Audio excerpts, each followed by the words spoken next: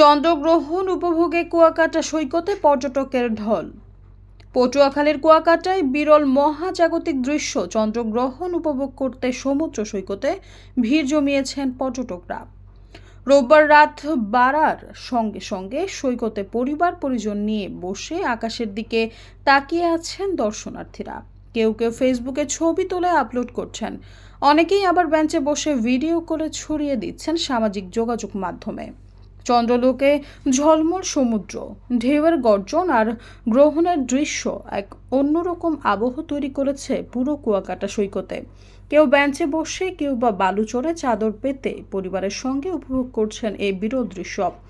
ঢাকা থেকে পরিবার নিয়ে আসা পর্যটক মেহেদী হাসান বলেন, শুধু চন্দ্রগ্রহণ দেখতেই আমরা কুয়াকাটা এসেছি। সমুদ্রের ঢেউ আর আকাশের চাঁদ একসাথে দেখা সত্যি অবিস্মরণীয় অভিজ্ঞতা। সৈয়দা ফারিয়া, সমযোগ।